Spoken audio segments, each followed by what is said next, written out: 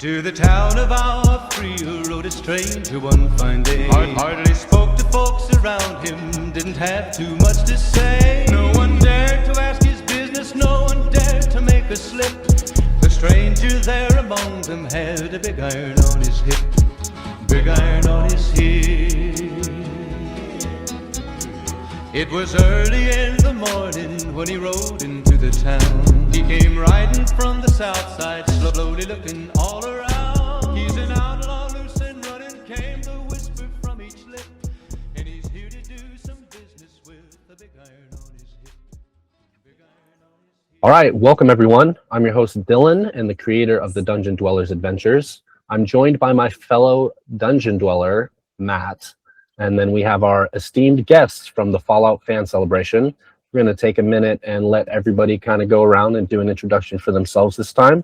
Nick, we'll start off with you. Hi, I'm Nick, otherwise known as Captain Lazarus. I am community manager and moderator for the Modus Files Discord. And today we're going to be deploying our secret weapon against the Brotherhood, Fisto.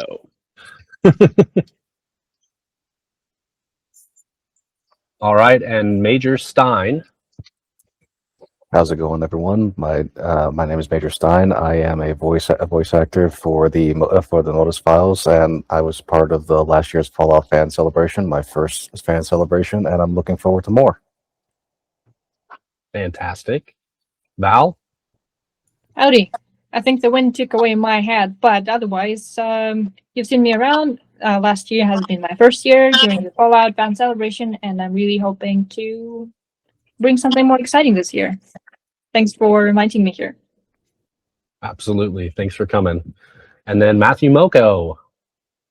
Hi, everybody. My name is Matt, otherwise known as Moco. It was my second year at the Fallout fan celebration and took part in the cosplay contest they had down there, runner-up in the Vault Dweller division, as well as Dylan has deemed me in past episodes the lore expert, which is a debated title. You got it. You got it. You earned it. So you got it. And then my other dweller tonight, Matthew. Hi, I'm Matthew Mitchell, the Dungeon Master on our chat and our channel. I'm just another Fallout fan, going to the events and starting to work on NCR cosplay.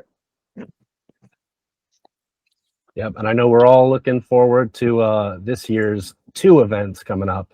It's going to be fantastic that they've expanded, and I know we all can't wait to see what they have for us. So with that, we are going to be discussing Season 2, Episodes 4 and 5.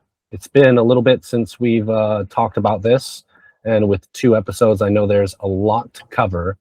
So I kind of want to take them both at the same time. Anything you can tie into each other would be great. We started with Lucy's buff-out fueled transformation turns her into a violent force as she and the ghoul finally reach the ruins of New Vegas, facing off against feral ghoul kings and a terrifying Deathclaw encounter that echoes Cooper Howard's pre-war horrors from the Alaskan front. Their uneasy alliance reaches a devastating breaking point, leading to a heartbreaking betrayal and separation in Freeside, while pre-war flashbacks deepen Cooper's past ties to Robert House and reveal chilling secrets. Meanwhile, Norm uncovers explosive pre-apocalypse details about FEV, and Maximus's choices ignite broader conflicts, ramping up the Wasteland's brewing war as major players emerge from the shadows. As the group arrives at the ruins of New Vegas in episode 4, how does the setting capture the post-apocalyptic vibe of the strip, and what initial challenges do they face upon entry?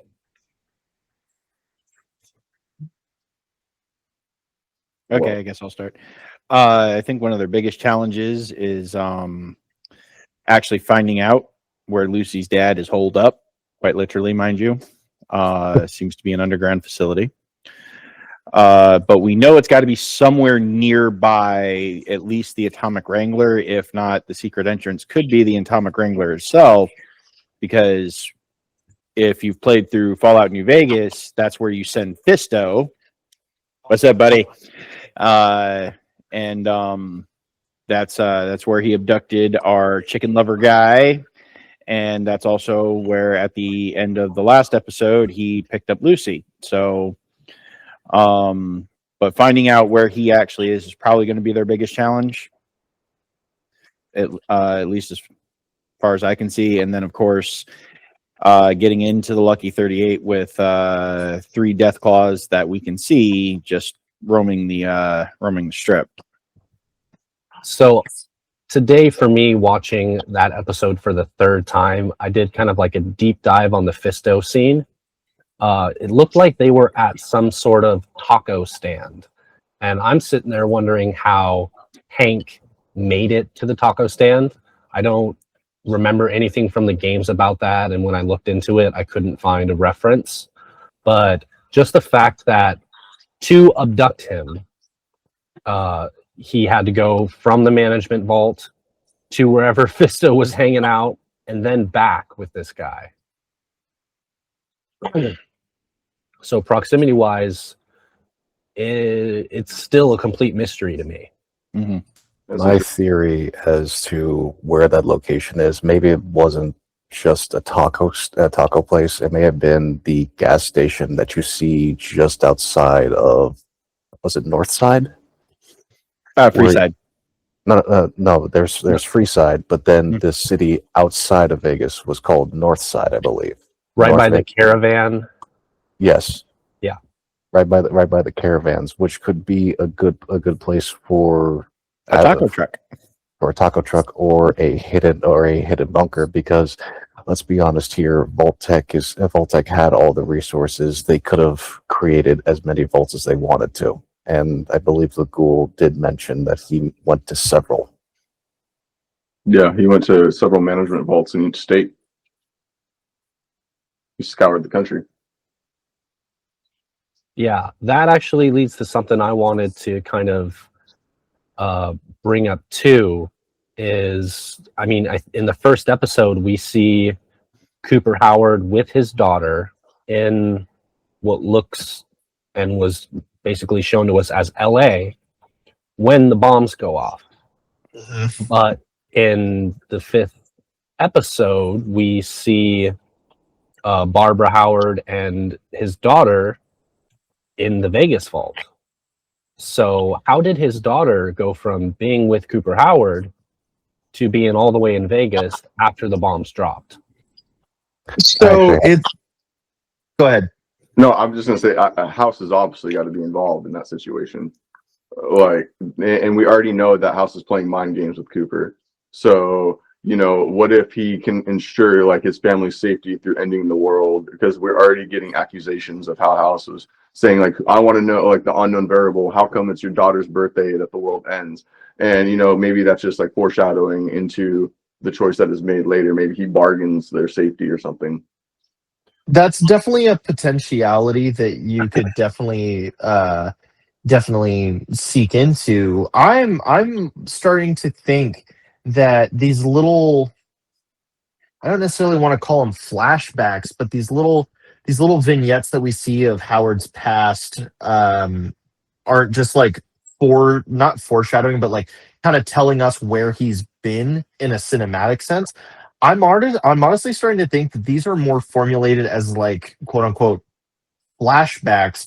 And since they're all being told from Howard's perspective, I'm wondering if it's more telling us from what he remembers, like these flashbacks are like what the ghoul remembers versus like formal flashbacks. What I'm really trying to get at here is I'm starting to think that Cooper Howard is starting to reveal that he's an unreliable narrator, at least in this sense, because we're seeing, like, as you said, the dates, or, you know, how did Janie, the daughter, end up in the Vegas vault after, you know, how did she end up in the Vegas vault when she was clearly in LA at the time of the bombs drop? So I'm starting to see a couple, for lack of better terms, holes in the Swiss cheese with his storytelling. I'd actually like to expand on that, and I agree with you with Cooper being an unreliable narrator, because of course he's going to be the quote-unquote main character of his own thoughts and memories, but since he was Well, he was an actor pre-war. It may have been his mind trying to play the best parts of like his memories with his daughter, with his family, with doing what he loved to do. And maybe when the bombs dropped, it wasn't in like this birthday party. It was actually somewhere else, but it's his mind protecting him from what had actually happened. Almost you like a sense remember- of denial. Remember how in the first few episodes, even in the first season, it was made a reference that he tries to be whom he played. So he tries to fulfill his own, I don't know, new lifestyle with what he used to be, because he'll never get back to who he was as a human, not a ghoul. But at the same time, I struggle to see his significance as a player. Like, he's just an actor. How come House wants to see him? You know, how come he's the driver in the driving seat? I mean, is it that his wife's supposed to be there because she's actually actively involved in all this plot? Like, I struggle to even generate questions about the plot because I fail to see how and why he's significant, like, except for the fact that he's in opposition to the House's actions. So I'm with you guys on most of that. I would like to put out a small counter to say that most of the information might be a little bit wrong, but we do have confirmations, such as when he goes to Camp Golf and sees Victor and recognizes him by name. So we know some of those interactions actually happened for sure. But I can definitely see how, why Cooper Howard? Why is this movie star got all this plot armor, basically, driving the story forward? Oh, he used to be in Alaska, right? He used to be a soldier there, but again, he wasn't any significant kind of soldier. He was just like everybody else. So I don't see where he stands out, even in the military field. Well, with that being said, I wonder if how House was saying, like, he's the unknown variable. Do you guys honestly think that he might be the reasons the bomb drop, or is it his wife? It's hard to say. There's a lot of unanswered questions that I'm sure the show is going to eventually answer. But speculatively, like when Robert House gave him the date of, what was it, April 14th, 2065? Yep. At 5:17. Well, if you do some digging, at 5:20 on the same day, a precursor to the ZAC system called Margo was booted up to handle the presidential metro underneath the White House that would bring the president straight to Adams Air Force Base for evacuation. So he could have just been mistaken, but he could just be somewhat obsessed with Cooper Howard. So we'll see where all the plot armor goes. I just don't see why, before fame and whatnot, why Mr. House would be looking at Cooper Howard.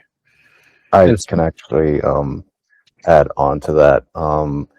Knowing from the game, from New Vegas, as well as from the show, House is known to be a very, very egocentric and prideful person, and he's also a very, very intelligent mathematician, as he says that he's performed calculation after calculation on what would happen to try and predict the future.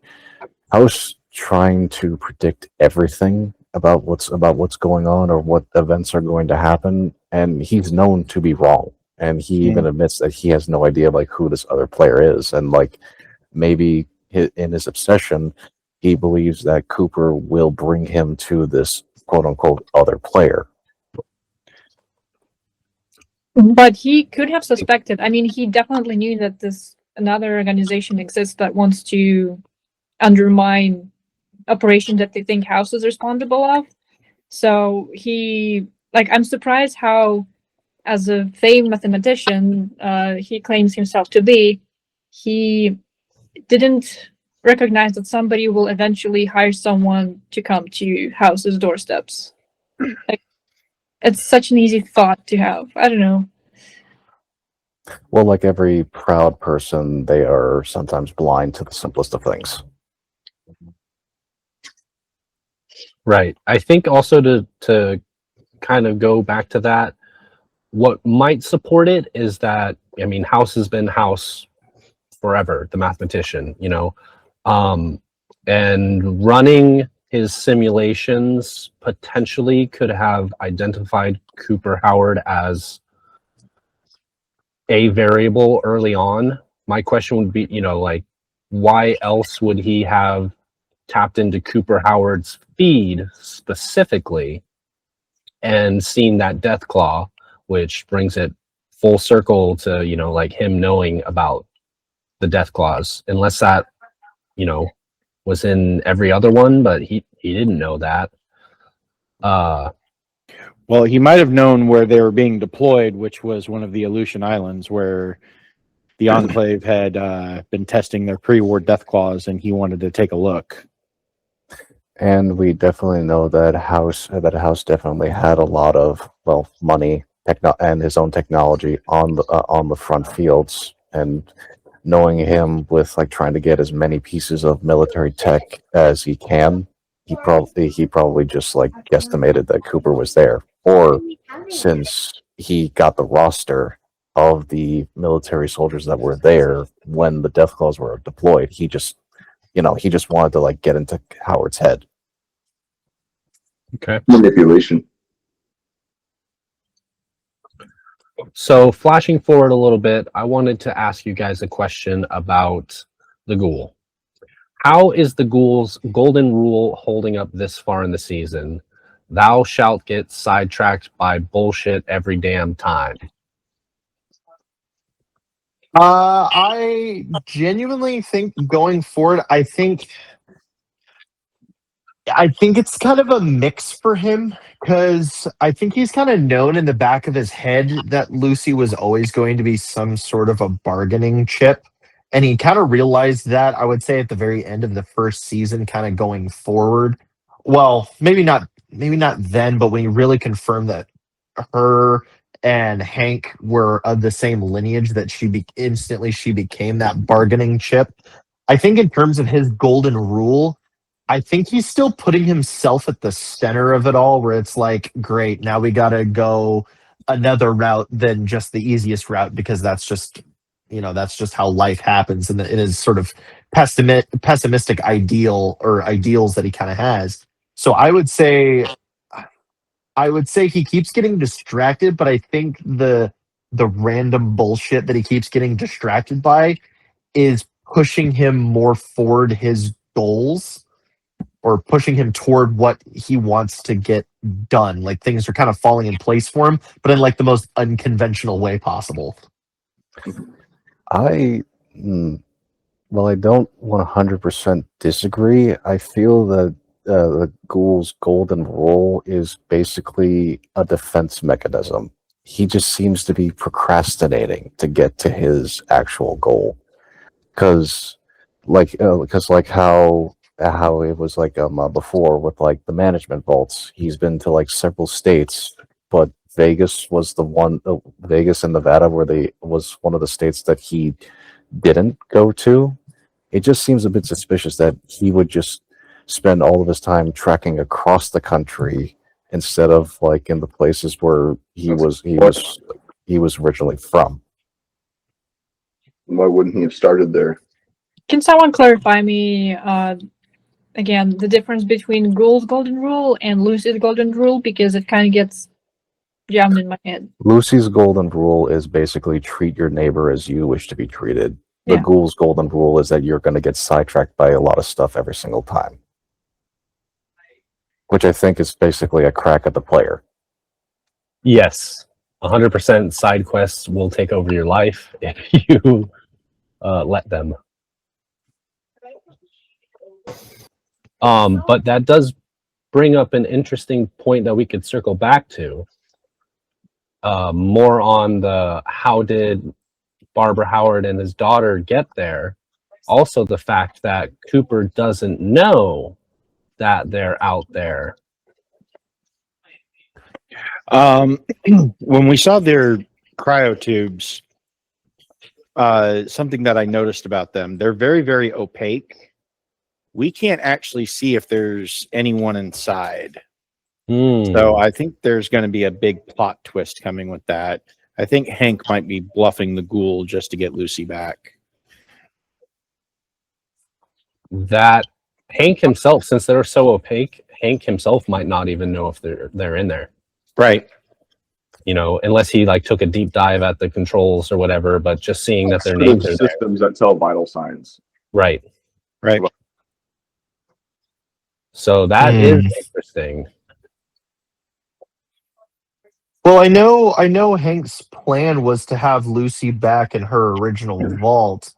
I'm going to take a wild swing here and say I don't think that's the case. Because why on earth? I mean, the man's a businessman. He's instantly going to recognize the fact that it's too much. It's just too much to get her all the way back to Santa Monica when they're in Vegas and you're just moving on foot, basically. I think she's in kind of the super facility where we're trying to figure out where that is. Well, Cooper Howard can never figure out where that was. He said he even looked previously, but he could not find the management facility in Nevada. Right. So, but back to my theory that it's got to be somewhere around Freeside, somewhere near the Atomic Wrangler, because you made a point earlier that he went and sought out a test subject. He found, the chicken lover having his little date with Fisto. He would have had to have brought him back, and he would have to bring back Lucy to the facility, who's knocked out on drugs. So he's got to be somewhere nearby. And in the game, there was that whole underground place where you meet Red and the animal cages. That's true. You got to bring the woman, eggs and whatnot. There's a whole underground place underneath Freeside. If I'm not mistaken, isn't there a door under or a door in 21 that's completely inaccessible in Vault 21? Yes, there were many doors. Mr. House that wasn't like cemented off. Oh, yeah. Are we talking about vault number? Sorry, what was the one in the 21? On this trip, 21? Yeah. Oh, the one that was converted into a hotel. Yeah, I always thought it was a very creepy decision. I was trying to find any kind of information why it was cemented, but something at the back of my head said it probably is just a fail. Actually, not. Actually, the reason House had won a gambling bet with the dwellers in Vault 21 to cement off any corridors that he, quote unquote, deemed unreliable. It could be possible that House cemented those off because Vault 21 connected to the management vault. I would actually double down on that and agree with that, because we see him, we see both him at the end of the first season as well in the second season in those flashbacks. He seems to be very leery of Vault Tech as a whole, where it's like, this is just another company, almost looking at them as they're like more competition in terms of like business. Especially hearing it's like, well, why don't we just nuke everything why don't we just nuke everything ourselves? I think that kind of made it, which could, kind of crossing the game and the show over, making him more kind of leery of Vault Tech as a whole, and going, okay, well, if they're going to do this, I'm going to set up a contingency to shoot down the bombs and keep Vegas steady, so therefore I can keep going. So, I mean, I could see that being a reason of why he'd cement everything off, because a hotel seems kind of sketchy. Yeah, I feel like he's too smart to just go, let's put a hotel here like it's Monopoly. But now, if you want to hide something really well, hide it in the most visible spot. Yep. Plain sight. Yep. Now, and I think that would be maybe this goes to another one. What are your thoughts on the Vault Tech Hotel pre-war retcon introduced in the episodes? Because in the game, obviously, it's on the strip. I think where we see it in the flashback, it's like in a different position, right? I think it might have been in like Freeside, and if it was, then the accessibility with the death claws now being on the strip is pretty easy for Hank to go in and out. I mean, I'm sorry. Can you restructure your question? I'm not sure I understood it. So the Vault Tech, Vault 21 hotel, the location in the show has moved in, as opposed to where it is in the game. Right. I'm pretty sure where he gets out of the car. I'm not sure if it's right there on the strip or not, but it's definitely like moved. And that could potentially give Hank his access to the vault because he's moving freely in and out. With the death claws on the strip, he's not going to be able to be moving in and out so freely in his nice suit. Well, that's if he's going in and out of Vault 21. Now you're right. It was at the end of the strip, away from the main casinos, right next to Michelangelo's in the game. But now they're all consolidated together, and I think that's more of a film production limitation than it is, anything else. But not everything is going to be consistent with It's like a dinky, one-to-one. dinky. But- yeah, There's a lot of times you're in the wasteland and you still see people in night suits just roaming around, like before, like they're obviously just began their travels and have not tarnished it enough. but honestly, him going out of the management vault in a nice suit tells me he's using a back door that's not on the strip. That's what I was thinking. Right. Maybe Right. there's got to be vents or hallways, and plus it's such a high tech vault that he's in with all like the people. Maybe secret access points. Basically to say that we can pretty much say, unless there is like a back door, wherever this entrance is not on the main strip. No, nowhere near the main strip. Could potentially go into the Vegas sewer systems. I'm wondering if it's might be actually in the Silver Rush, because the Silver Rush is clearly defunct. Yes, I remember seeing that in the background of the episode. I was like, "Oh, the Van Graffs are out," which means the Von Graffs are out there. Or Rose of Sharon Cassidy made that bitch eat her hair. True. Actually, it's funny that you bring up like Sharon Cassidy, since we have like a lot of like, I know a lot of people like bring up like the inconsistencies with like how you said how Vault 21 seems to be away from like where it is in like the game, and how the bartender tells that the death claws came from Quarry Junction. It shows that like Let them in. it just made me think like, one, who let them in? Two, where did they come from? Because my assumption is that they came from the back entrance of like where the embassy is, and then made their way into the strip. My prediction on that is Legion might have baited them to the strip to try and destroy Mr. House and the Securitrons. Honestly, I'm along the same line of thought there, because as we kind of see, I mean, we see it when Lucy's going through her little buff out withdrawal there, when she's all grumpy and itchy and going, "All right, I'm gonna have some fun here," and unfortunately, kills what looks to be like the remnants of the Kings, which is very sad to see. But my thought is, because we see We see kind of a defunct NCR in the show. We see just kind of their remnants holding out in season 2. We see a remnant of the Legion fighting over not much, to be completely honest. And then when we get to the strip, we see one of the Securitrons that is normally out by the strip gate is completely broken and shattered, laying on its side.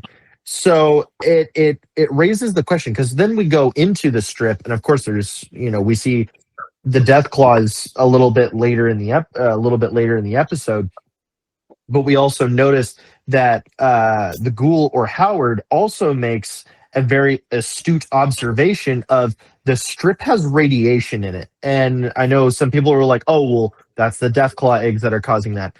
I think because there was one line, I can't remember where exactly it was, but it was one of Mr. House's reactors was supposedly leaching radiation, which my thought is maybe that's why the strip was destitute in the first place, and the Quarry Junction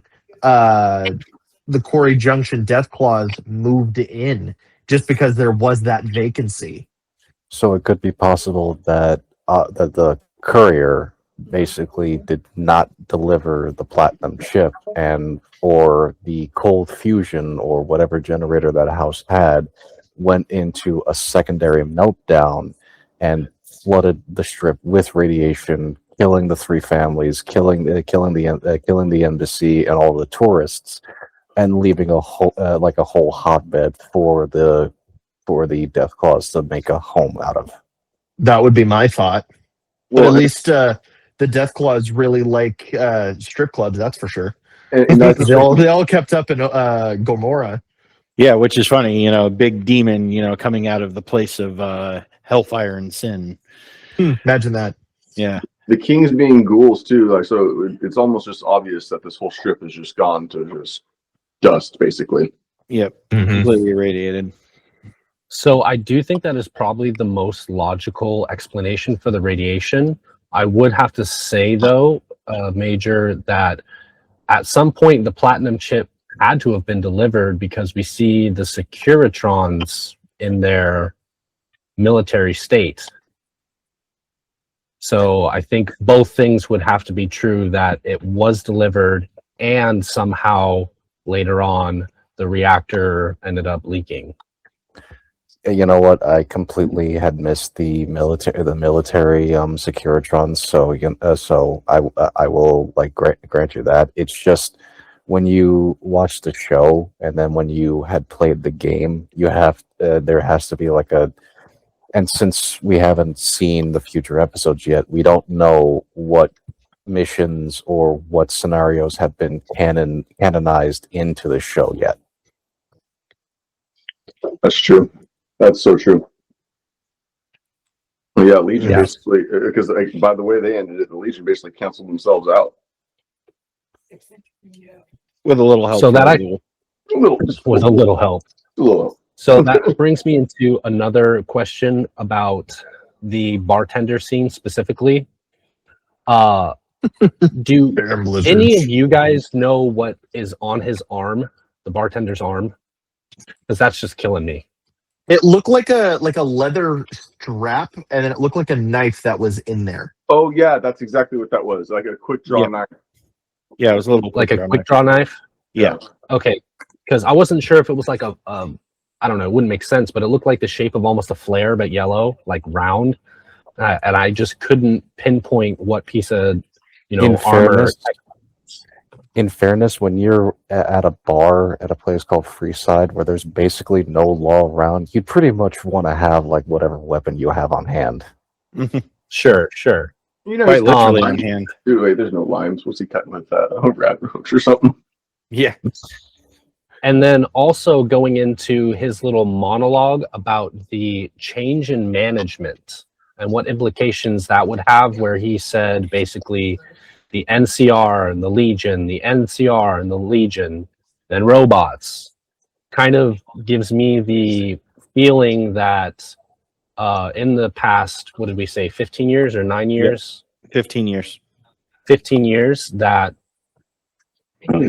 there have been, I mean, notice he doesn't, besides the house, you know, like robots, he mentions as the last part of it. So unless he was talking about leading up to the events of New Vegas, it kind of implies that the NCR and the Legion had been handing that area off back and forth.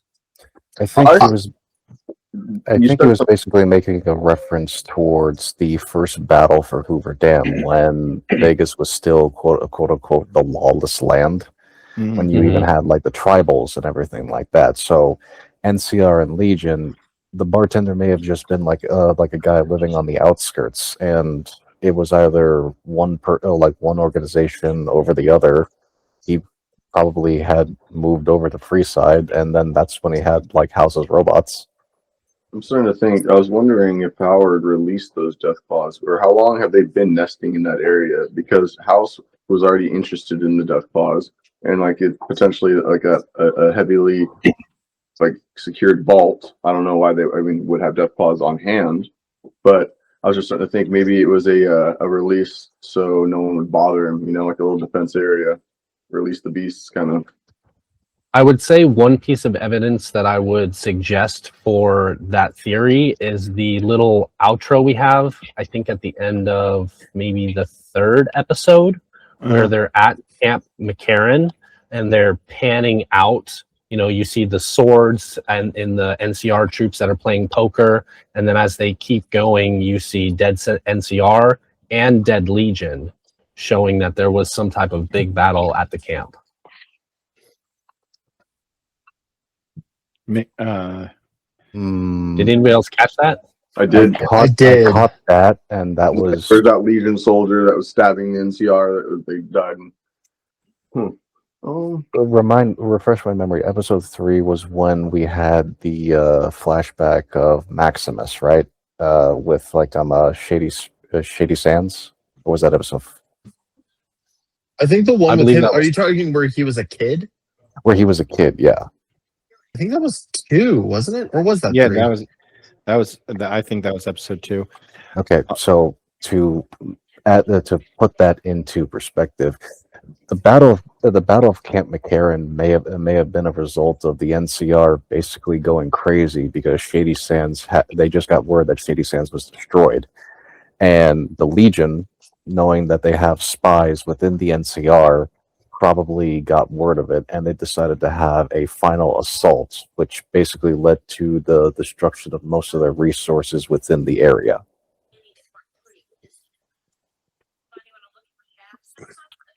Right, but there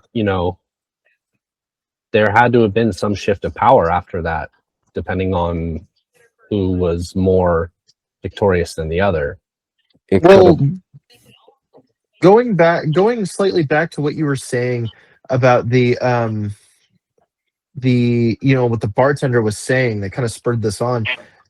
I know that the show creators were saying, oh, well, there's no real canon. And I know we were talking about that early on where it was like, oh, well, if there's no real canon, what's exactly the ending? It could just be that the platinum chip was delivered, but I would assume like the story of New Vegas, the games would have stopped there and would have continued on with like the show's events. Because now we have the Securitrons looking over Vegas, and now Vegas kind of being like Mr. House's stronghold, and seeing that Shady Sands was taken out, perhaps that, just as you said, that allowed for the Legion to sweep in and kind of clean up, so to speak.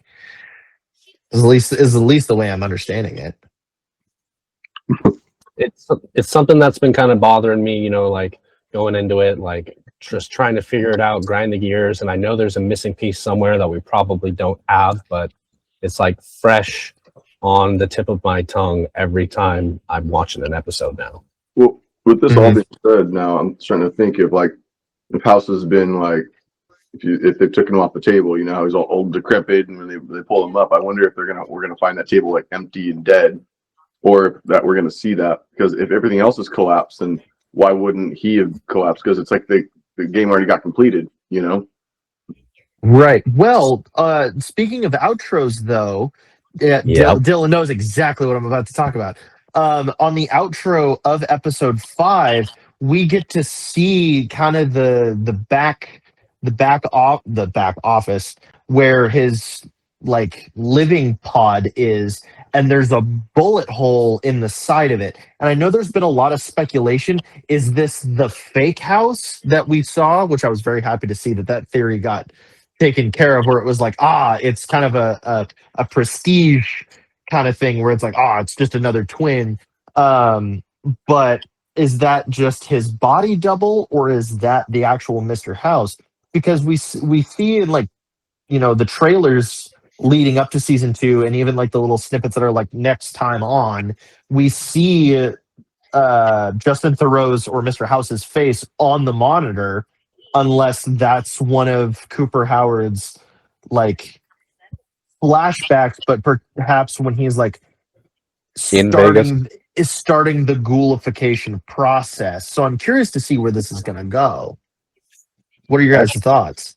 Actually, aside from the body double potentially being the one that's in the life pod, House has been known to like dabble in a lot of technology, and this is taking in Fallout 4 with how we have Brad Burton with the Leap X program, and how he was able to live for 200 years just as like a frozen head. It could be possible that inside the facility he has like another cryopod where it's him, or he could have actually downloaded his brain into the computer system, and he's actually just like living like that, or it could be almost like an Eden type.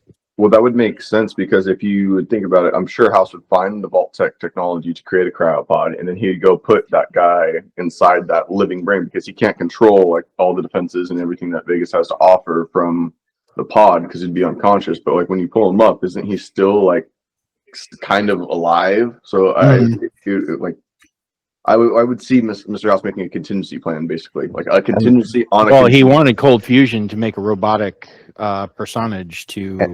And to add this, like when the Cooper was like looking over to the body double, he said like, "You work for this guy," and the body double goes, "It's a living."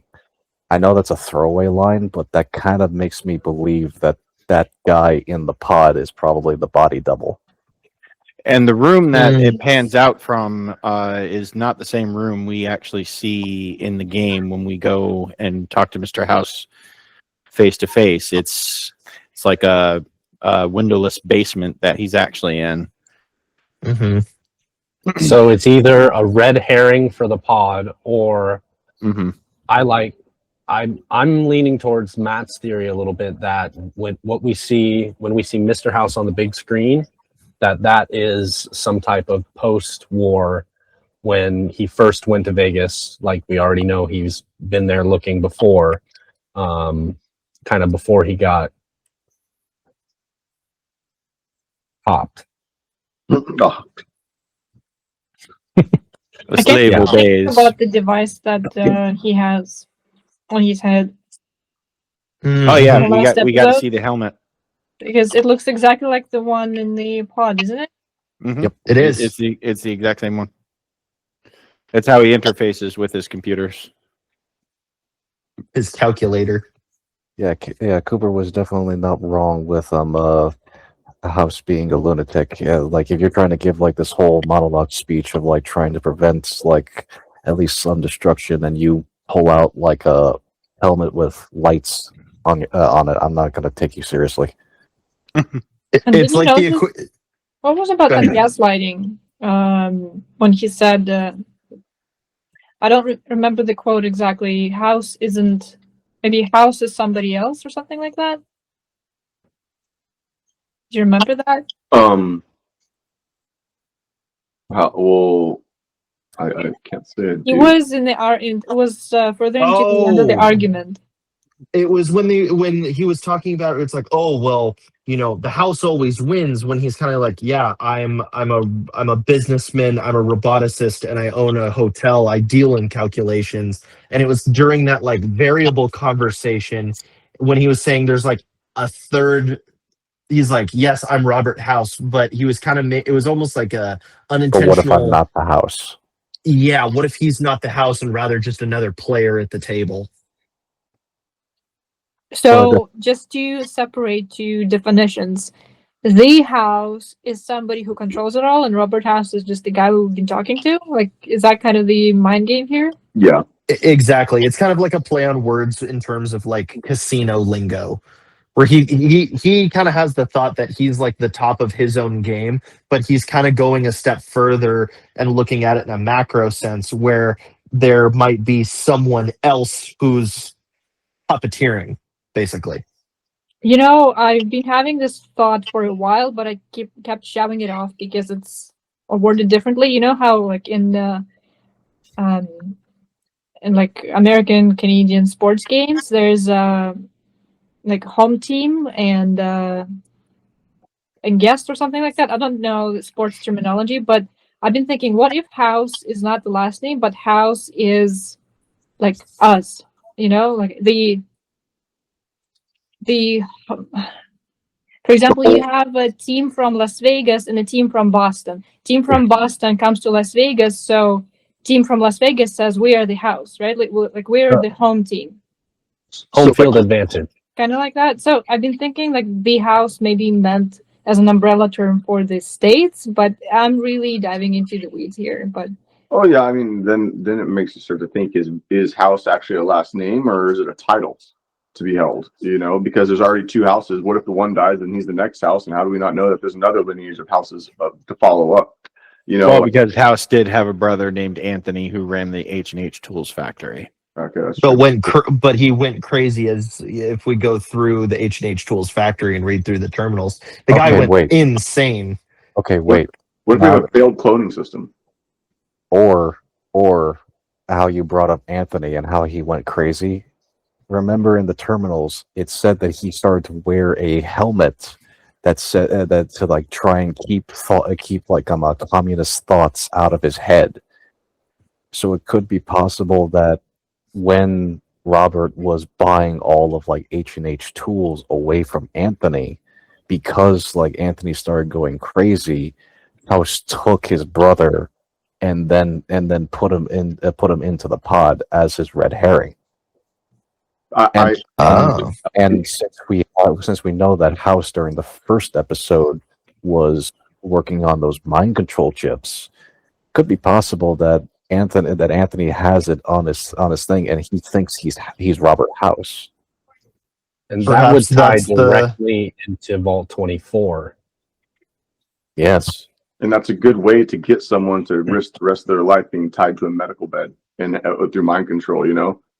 And then he can just go kick it in the cryopod because he has his consciousness through him basically going, wow, that's deep. You get in a cryopod. I like that.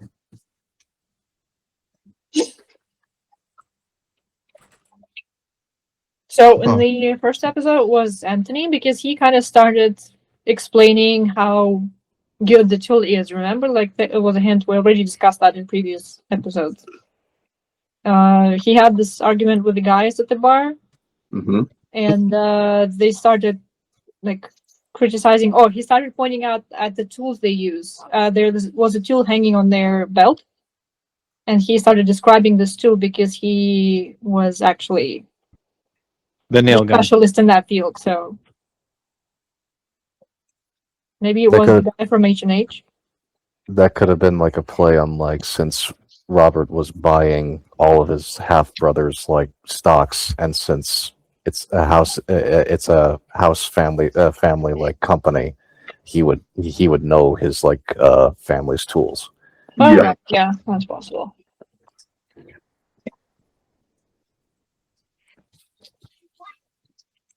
I don't know, guys. I don't know how about you, but I think I'll need to watch the whole season a couple more times.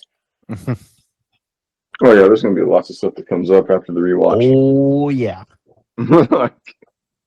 Yeah, I watched those 2 episodes for this 3 times just because it was like the 4th one. My girlfriend was like, "Oh my god, she doesn't even like Fallout," and she was like, "This is the best episode.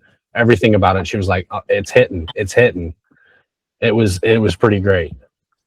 That I will admit that 5th episode with like the ending and the turn in and all that kind of stuff, Was anyone else's jaw just on the floor? Oh, you mean 'Cause when I the feel like ghoul there got was like, impaled?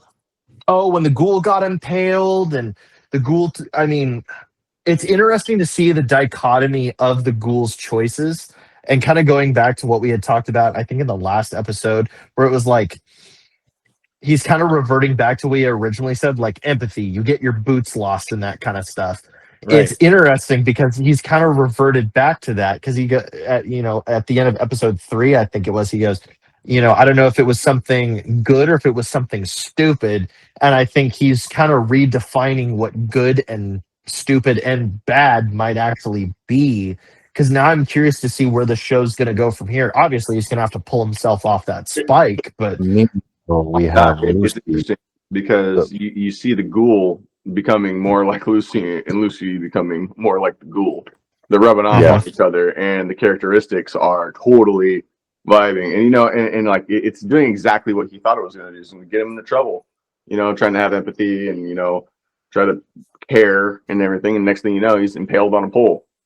Yeah. There's another character, Lucy's brother. What is his name? Like he keeps on getting lost from Norman. He's just great. Okay, for the last 2 episodes, Norman definitely got his father's silver tongue in the art of bullshitting. Yep. But my only problem with Norman is that he's relatively naive when it comes to situational awareness, because oh yeah, you found this one person from 2 centuries ago that seems to have all the empathy with you, and then you admit that you are not part of management in great ear distance from like all the other people inside the Vault-Tec management building. There's not much there. Also, when the guy actually messages like, yeah, I'm from management and I'm ready for phase 2, that shouldn't have put like alarms in your head. Certainly. And speaking of that, I have to give a big shout out to Nick, who actually was touching base with me after that 4th episode. And Nick, do you want to go ahead and tell him that whole theory and how it tied in? By the way, I made a huge comment on Oxhorn's video of episode 4 about what was going on with that, and that's what was the character's name? Ronnie. Yeah, Ronnie. Mm-hmm. He said a phrase about phase 2 and the plan for vaults 32 and 33, and that was future enterprise ventures. And immediately after he said it, there was a red flag. Like, I'm a wordsmith. I'm great with alliteration and I love acronyms, and I can make an acronym just about out of anything. And that's when it clicked. Like, future enterprise ventures, that's fucking FEV. He's talking about FEV. And so yeah, I called up Dylan and I'm like, okay, I have to talk to you about this right now before anybody else makes this connection, because I want to be able to say I fucking called it. Sure as shit, I fucking called it. But it was just really gratifying to see Norm pull up on, actually, interestingly enough, Barbara Howard's computer terminal, looking up FEV. And that makes me wonder if she's actually an Enclave liaison, because only the Enclave had access to FEV at that time. Actually. Well, hang on. There's a part 2 to my theory, and that's the mind control chips are going to be meant for 32 and 33, and then they're going to be doused in FEV, because what would be better than a bunch of super managers, much like super mutants or super soldiers, okay, that are completely obedient and pretty much do whatever you want. So isn't that implied in the name? They wanted to make super managers. Yeah, but nobody caught it until episode 4, where I caught it. Like, okay, so he wants to make super managers in the same vein as the military wants super soldiers, and they already had FEV vaults, Vault 87 at least. So this is how he has pretty much supersized time, radiation, and disease-proof, managers out in the world doing whatever he wants, and they're under mind control. So that and FEV will change their brain chemistry, so hopefully their heads don't pop. Actually, sorry, Go ahead. there was something that I needed to say before I forget it. Like when you mentioned how the super mutants and like their brain chemistry would be different to control, like under like because he was just like when he was experimenting, he was going max power, and everyone's brains was popping like cherry pies, and it just made me think that the only reason why the snake oil guy survived is because his brain chemistry has been affected so much with how much drugs he had injected over the years.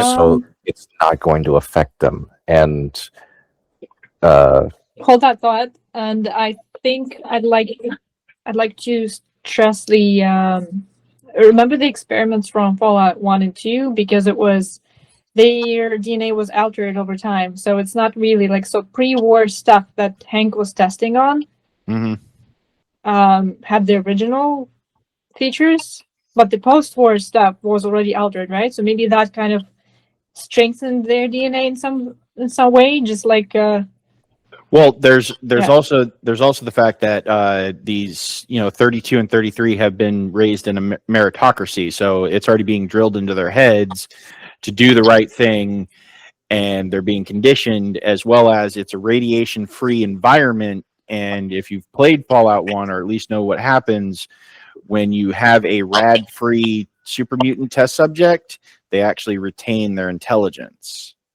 How do we know that he didn't just take the same serum on his own time? I mean, he provided the stuff, right? All right, I'm gonna stop it right there. Moco Matt has been chomping at the bit for like 5 full minutes. He's got so much to unload right now. I don't want him to have a seizure. Relieve yourself, Matt. Please. Okay. So, no, your theory makes perfect sense as to everything going on. As we were talking about, and you guys brought it up in Fallout 1 and 2, we're talking about a race of super managers here. Super managers, and instantly, it probably helps that I have been making the costume of the character for the past, like, maybe 3-4 weeks now. We see a rad-free specimen on the oil rig and around that has become a sort of super manager and also a super weapon, the character Frank Horrigan. Right. Frank Horrigan was our Enclave was a version or like one of the first people to have that FEV of a rad-free specimen, and it became a super soldier. Now, as we know, he was already a agent of the U.S. government and of the Secret Service, and was changed into that super weapon. It fits perfectly with what you were saying, as they're already being raised in a meritocracy. That's already being drilled into them, making them super subservient to whatever's going to be coming next. Yes, they're super managers, but even managers have managers or supervisors thereof. Right. So that would bleed perfectly together. I honestly, man, props to you for that thought. I didn't even think about that when I was watching the episode. I appreciate it. But it also explains how Wilzig would have known about what was going on in 32 and 33, because he was in an Enclave facility where there was a super mutant under a bed sheet, so they had FEV. And it would also explain how Hank knew about the mind control chips, because those would need to be part of that. Which that would theory. confirm our theory that whom he was talking to at the end of episode 1 would have been the Enclave, not Mr. House. Well, yes, not Mr. House, but it could have either been the Enclave, or he might have been trying to communicate with Bud Askins himself, like, okay, I'm here, I'm going to complete this experiment, because obviously the experiment was at a standstill if nobody was working on getting those chips to process. Right. Also, alternatively, and this is reaching, could have also been trying to talk to Stanislaus Braun, because when he talked about the old stomping grounds, he might have been referring directly to the facility. Bud Askins and Stanislaus Braun would have been in and out of that facility quite often. That's also true. So, all right, my Now, theory is done.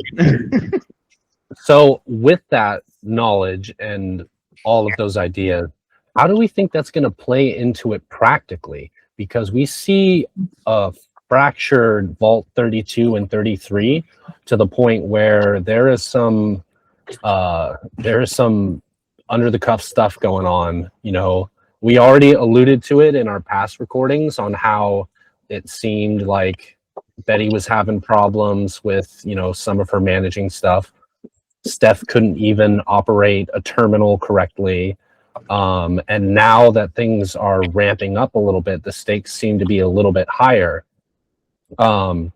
So if they do end up being exposed to the FEV, what do we think? You know, I don't think anything good's going to come out of that.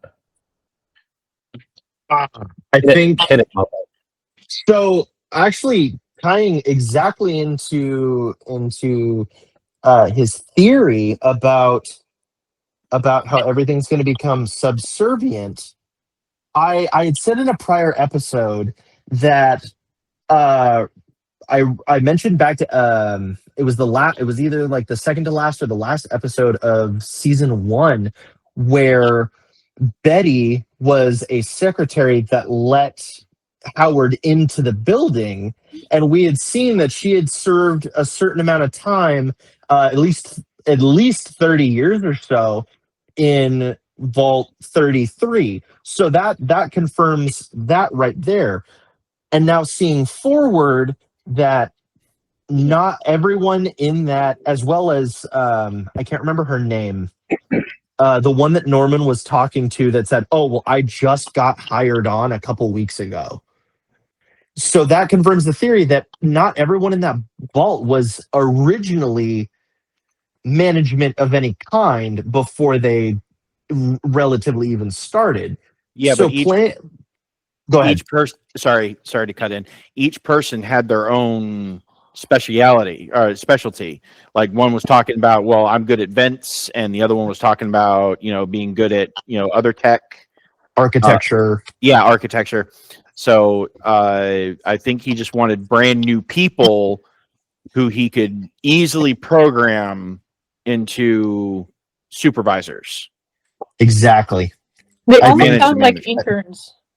Yeah, interns. Right. Oh, remember Vault-Tec University? There's a whole Oh, thing like how they were preparing the Vault-Tec specific staff. Huh. I think it was in Interesting. Fallout 76. There is, Yeah, that's where Yes. Vault-Tec University was. there is one thing that we did, how Vault 32 and 33 were now split up due to resources being completely scarce. It was 32 that had the water chip broken, right? Mm-hmm. 33. 33. Which is also a nice reference to Fallout 1. Haha. Mhm. But one thing that I did find interesting, Sarah is her name, right? The woman that had difficulty with the terminal. Yeah. Stephanie. Stephanie.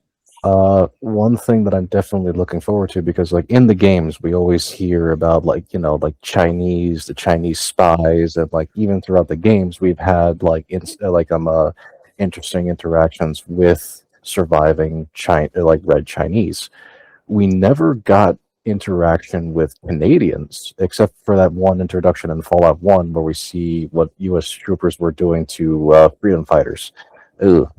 But the fact that Stephanie is a secret Canadian freedom fighter, it could be possible that she infiltrated Vault-Tec to sabotage it, since Vault 32, 31, and 33 may have been like the quote-unquote grand Vault experiments for Vault-Tec. Yeah, that does tie into my next question about Stephanie, her passport, and what's in the keepsake box. There's more questions than answers to be speculated. Anything could be in and it's Hank McClane's box. So makes me wonder if maybe he has a chip in there, a mind control chip that he was just working on part time. We're gonna do what? No, so we're gonna find out some like weird deep connection that the Canadians are tied into the bomb dropping, or I don't even know, because now I'm thinking about Hank being involved in management and any loop that this show could take at this point. Do you think that if it was potentially a mind control chip, do you think if Stephanie, because Stephanie was the one asking for that keepsake box, if it was a mind control chip, do you think Stephanie would try and put the mind control chip on Betty to control both the vaults? It's entirely possible. It's entirely possible, and it would entirely be possible that Hank McClane is a very well-known schemer, and he schemed against everyone, like his daughter, his wife. He would scheme against his own son if the son was there with him. If it's all possible, Another possibility. It's a possibility. It's a possibility that he probably leaned more towards Stephanie because she had like a very tenacious nature. Because we see in Fallout 1 and season 1 when she just went guns blazing against all those raiders. She's had prior military training. I'm pretty sure she has. And he probably said I'll keep this secret if you keep this away. Interesting. Mm-hmm. It's also interesting that Stephanie, who can't even name her child or refer to the child really in any personal level, and then all of a sudden says to Betty, well, I have a child to think about, so bring me Hank's box and I'll consider sharing water with you. Girl, let's face it.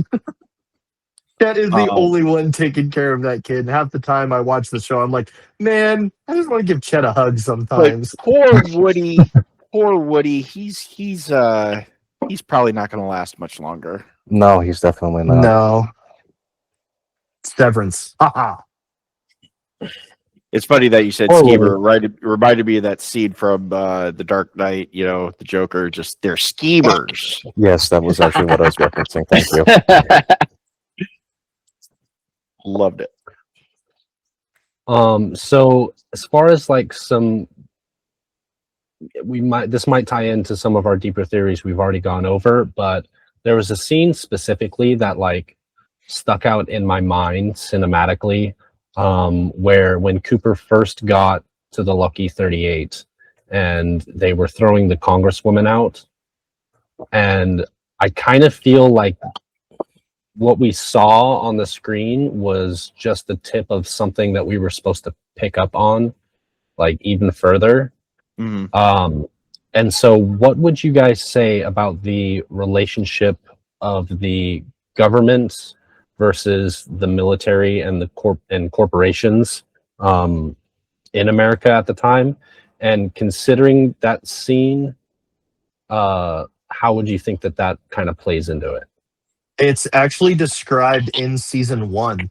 I think it's Charlie. Charlie that references one of the movies that he was in.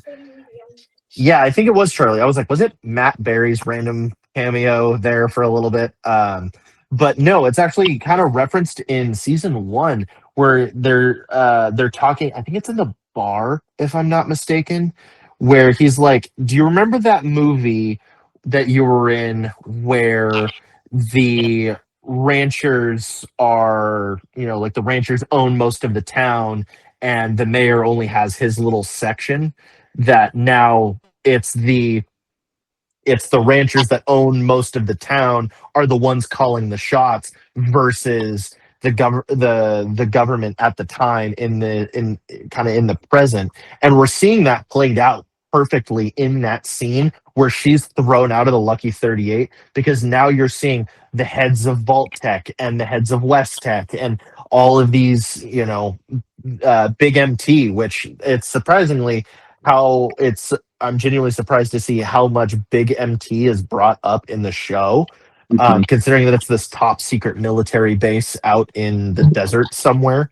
You have all these heads of science, technology, weaponry, and even medicine, all coming together, and they're starting to call the shots. We see that at the meeting as well as the meeting at the Lucky 38, that they're all partying and calling the shots. Meanwhile, the government's hands are kind of tied because there's not much they can do because everything else is owned by these basically monopolies of sorts.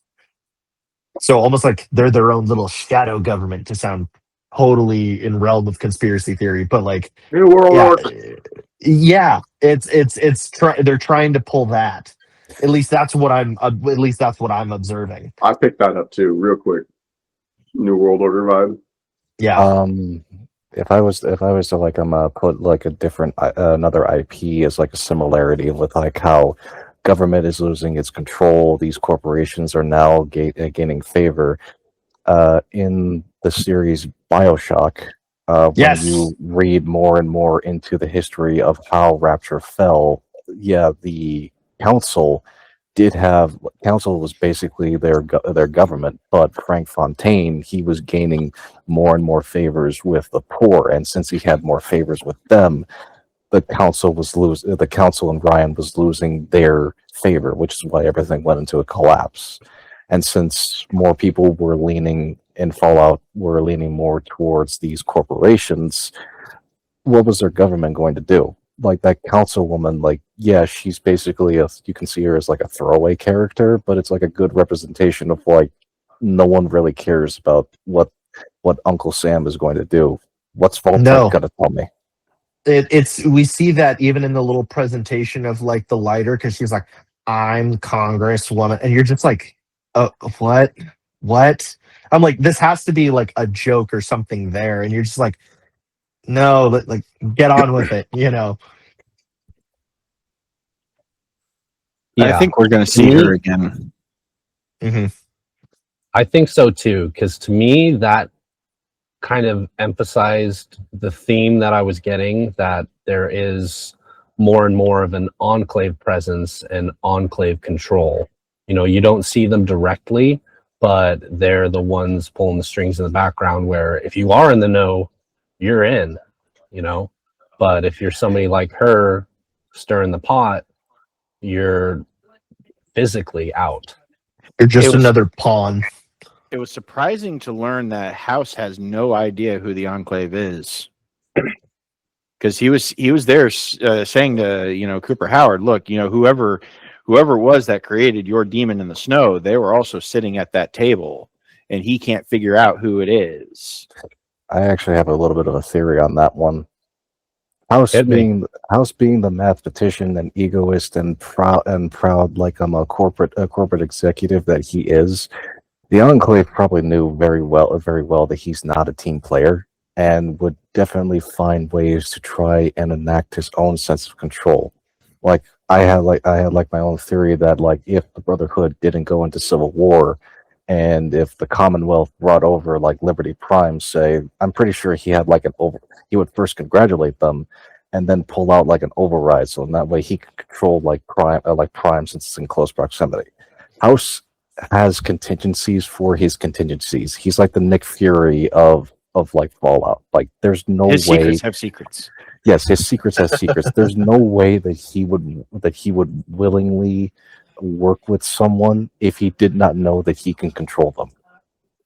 Well, that presents a very interesting theory, because we've talked about like Vault-Tec infiltration with Stephanie. Perhaps when Barbara was saying, hey, we dropped the bomb ourselves, I don't think she was referring to Vault-Tec. Perhaps she was referring to the Enclave, as she's kind of already in the picture of everything. And I think that's her ties, is I'm with the Enclave. Because Vault-Tec is, yes, they're a massive company, but it's not like they're sitting on nuclear stockpiles. I firmly believe that Barbara is in with the Enclave, because we see Hank show up with all the Vault-Tec property, but what does she show up with? Not much. So she's the Enclave's liaison, basically. Yes. I would think so, especially if she's sitting at that table and she was the one saying, hey, we're going to drop the bomb ourselves, where you saw West Tech, Big MT, Repcon, Robco. You saw all of them, but there was no reference for the U.S. government, or maybe not the U.S. government, but the U.S. like shadow, the Okay. U.S. military. I think that was Barbara's seat at the table, and it just wasn't really let on because there was no like name tag presenting who exactly she was, other than she's just another Vault Tech rep or just kind of the master of ceremonies for the meeting. All right. Well, To add to that, to add to that, if she is the liaison of the Enclave and Lucy's father basically saying that he has Cooper's like a wife and daughter, it could be possible that she's not even in the vault to begin with. She's in a Enclave facility. True. That is entirely possible. The White Spring is built by Vault Tech. The White Spring was its own vault constructed by Vault Tech. But yeah, Barbara being an Enclave liaison, there's even further proof. I said earlier, she's got in her terminal information on the forced evolutionary virus, which was Enclave property. I can add one level to that too. That could also tie in to make the case stronger for Hank's communication on that mysterious message being to the Enclave, as she was his personal assistant. Or it could be like he was sending that message to Barbara herself. Could be. Definitely It's all possible. very plausible. Through all of this, we have a couple more topics to cover. And I think one of the ones we have shied away from is the Brotherhood of Steel, which was pretty epic in that 4th episode. So Maximus grapples with the choices that he has in episode 4, sparking a larger conflict. How do these decisions set up broader implications for the Brotherhood in the Wasteland? Dude, his charisma, his ability to talk is just Non-existent.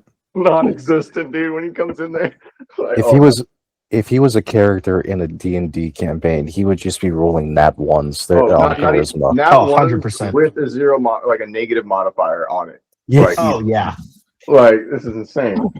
Or he's actually very, very smart, because I think he was testing Quintus. Like, how about I just kill him and then seeing what Quintus would say. And what does Quintus do? Well, he humiliates the fuck out of him.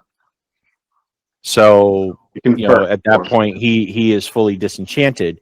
But then after the fact, and he goes back and he's just like, I killed him because he was going to kill kids. Quintus, for a very brief moment, looked like he was having empathy for him until he said, well, they were ghouls. And then Quintus failed the final test, which was, they're abominations. They need to be shot on sight. It's rule 1 of the Codex. And then pulls a 10mm pistol and, starts to have a little skirmish with Maximus. And of course, we finally get to see a laser pistol fire for the first time in the show, which was pretty cool. But I think he was probably playing the long game to see where his own loyalties truly lied. I think that was in indirect, because he seemed way too emotional in that conversation for it to be, to me, a charisma check. He was emotionally invested in that. And then can we just talk about that shootout for a second? Because you get a laser pistol and he's got 1 clip, and the minute you run out that door, he's out of ammo. You could have finished the job. Well, not to mention that he's a trained soldier, and you're telling me that both of them can't shoot each other 6 feet across from the table? That is nuts. I mean, could you imagine the report? Yes, we both emptied our mags at each other from 6 feet across. So what happened? We left. no. I did notice something super interesting in that exchange, tying back to Maximus's flashbacks after the destruction of Shady Sands, when a Brotherhood somebody in power armor, steps up and basically pulls him out of the rubble. In that conversation, Quintus says, "I pulled you out of the rubble," implying that Quintus was the one in the suit that saved him at Shady Sands, which would deepen that emotional connection. Definitely. Could be. So what? Like Quintus, like as like he was shooting, he was kind of like shooting in like an emotional like rage or disappointed father kind of way. Well, when he ran out of the room, he was apologizing to Dane that he couldn't do it. He couldn't kill Quintus, and that's when Dane says, "Don't ever, apologize for not killing someone." So that's why he was probably just shooting to, get Quintus to duck so he could run out of the room. And we see that emotional bond consistently between those two, especially when Quintus makes it apparent he keeps referring to him as my son, my son, my son, rather than like he's manipulative. Very much so. Notice how those are always like in private or semi-private settings, whereas opposed when he was humiliated, it was in front of a group of higher ranking people. I'm also going to throw this out. Oh, sorry. Oh. No. Go ahead. No. You continue first, and then I'll go. Oh no. You please go right ahead. All right, rock paper scissors right now. Laser pistol. All right. I was gonna oh yeah, really. I was basically gonna say, since Nick mentioned Dane, can we also talk about the scene that maybe irked me the most between both episodes, when Dane steals cold fusion with not a single soul around, guarding the only thing that all of these Brotherhood factions want. Dylan, I love that you had addressed that, because I'm just going to address the elephant in the room. I am thankful and I am so happy that just to see the Brotherhood go into civil war, because I cannot stress how stupid they were. Like in the games, like, wow, they're incredibly cool, but they are so fucking dumb. You have like this impressive technology there, like probably one of the only of its kind, not a single guard. You manage to find Area 51. You find an alien. You pull its thing. You pull it out of the freezer because it's a working fridge. You find a fully functioning car that probably has the keys inside. You pull it out and fire a minigun at it. Yeah, that was actually going to be my point of contention. Like, this Brotherhood chapter is not the bright. Like, they were playing with a fucking plasma grenade in the middle of a briefing where Maximus pretty much had to slap him in the face and say, "Behave." Okay. This Brotherhood group is not the brightest.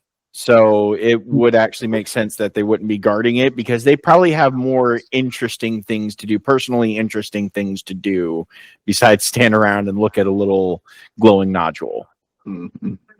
It's kind of funny hearing all this from Enclave when I basically just pulled in Enclave armor and went to the locker room to pick up your Vertibird schematics and left, We don't need any sass from you. Yeah. On that note, guys, I have to dip. I got to go fix something. Good talking, and I will see you guys next week. All right, you too, Matthew. Thanks. Later, guys. But yeah, seeing like how the Brotherhood of Steel was, and it just made me think of season 1, that night that Maximus was Squire 2, and how he was just so disillusioned. Like, he joined the Brotherhood to go on like all these fancy missions, and they're just sending him out to pick up toasters. Perhaps that toaster was the one from Big MT that wants to dominate the world. Maybe, you never know. But it just the whole brotherhood itself, and it just made me come to realize that Maximus is the character that basically has no idea what he wants. He thought he wanted to become a knight, and once he became a knight, he didn't want it. He wanted to become a hero. He got the chance to be a hero. Now he hates it.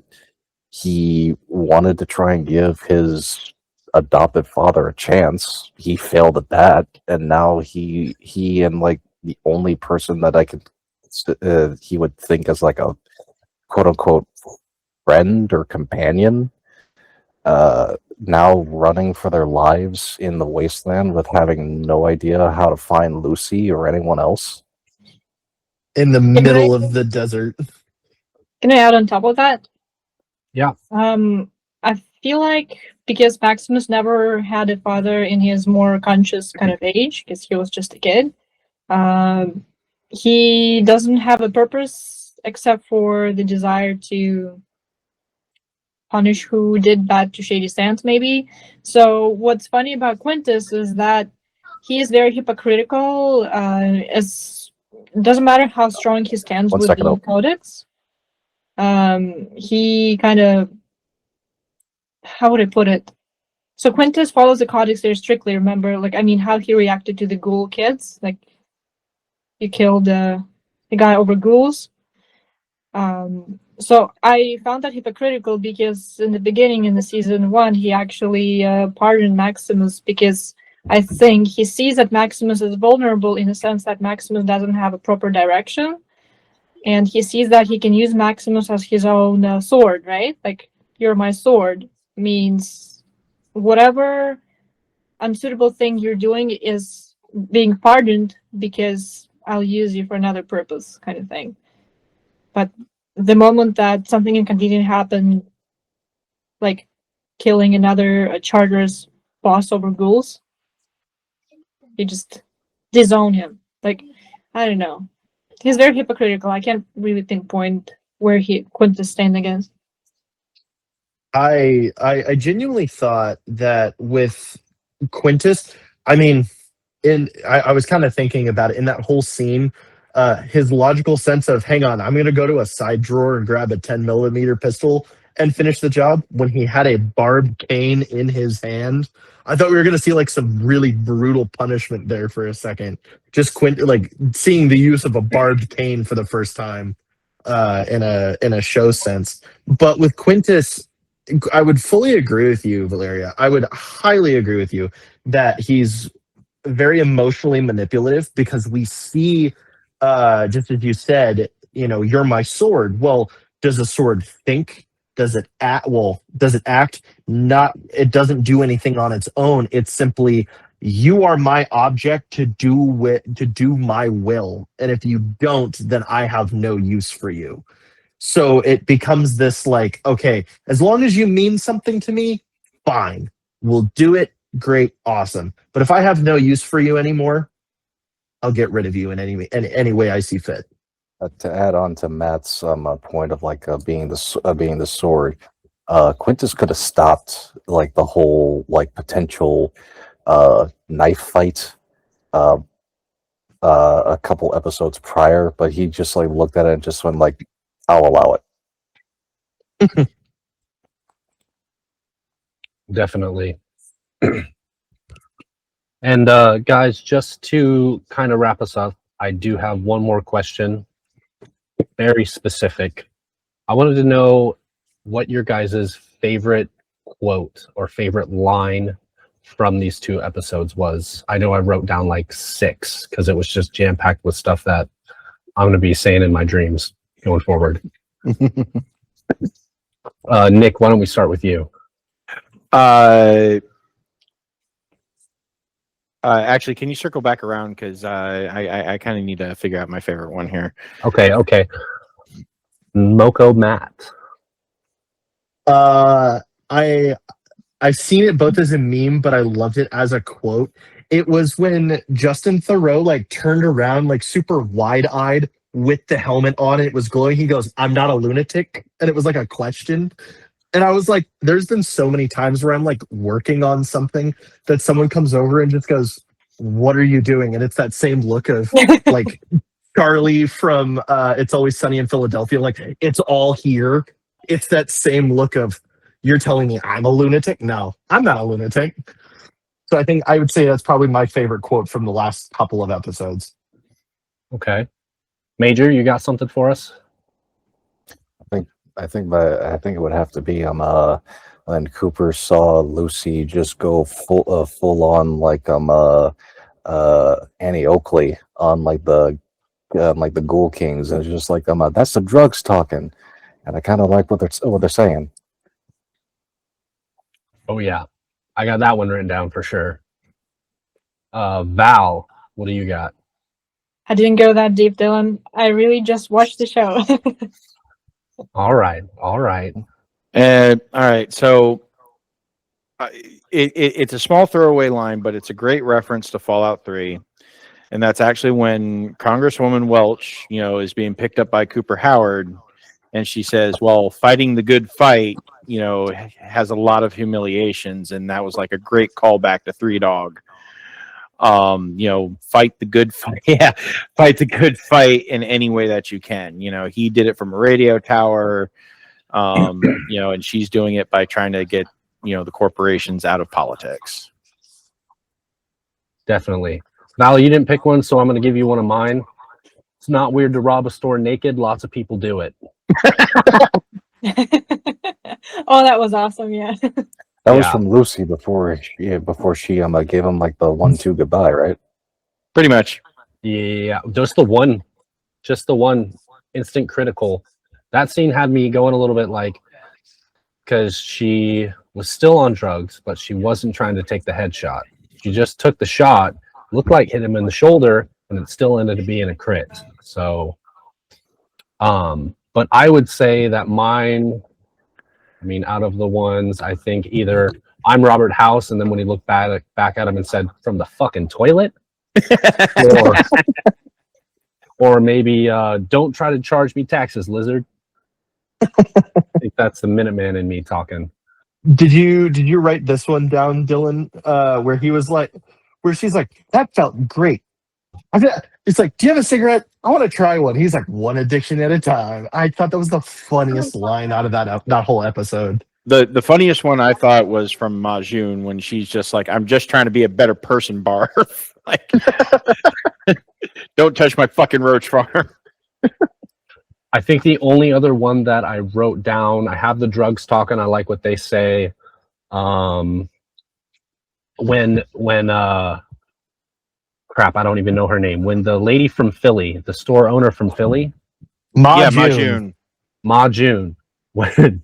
When she's talking to Norm and she's like, yeah, your sister, I gave her to some fella from the Enclave to go out to New Vegas, and then, but that's Con territory and the Legion, and he just looks at her and he's like, I don't understand what any of that means.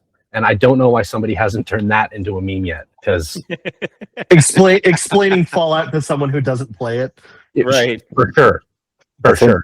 I think aside from that, another quote was like when Cooper looked at like the fake house and says like, you're not a soldier, and the guy goes like, how do you know? It says like, no one talks politics when you have your cock in your hand.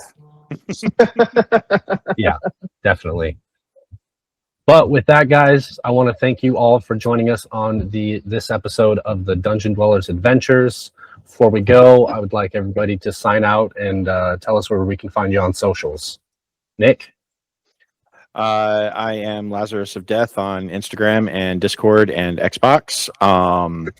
And give us a listen and a look over at themodusfiles.com and the Modus Files podcast. And this has been a lot of fun doing this with you after each episode. So hopefully I'll also be here for the season finale, because I think we're going to see a lot of shit coming. So give me a follow and give us a listen. All right, Major? I am Major Stein. You can find me on Xbox and Discord as well. And I hope to be on another episode later down the line, because this was tremendously fun to do. Awesome, thank you. And Moco Matt. For the final time, hi guys.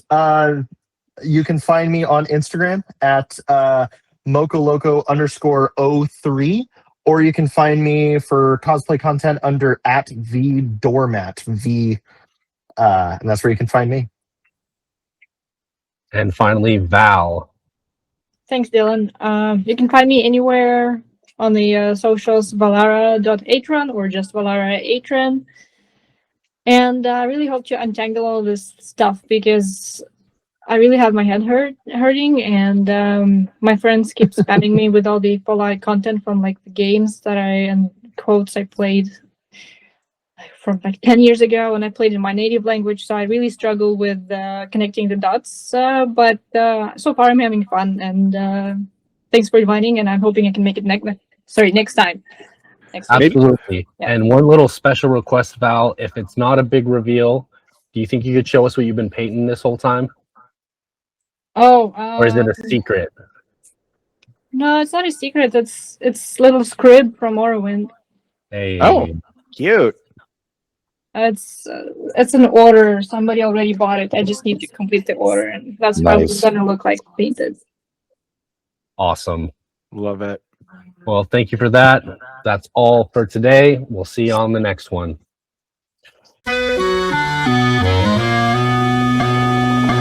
Some people say a man is made out of mud. A poor man's made out of muscle and blood. Muscle and blood and skin and bones. A mind that's weak and a back that's strong. You load 16 tons. What do you get? Another day older and deeper in debt. St. Peter, don't you call me, cause I can't go. I owe my soul to the company store.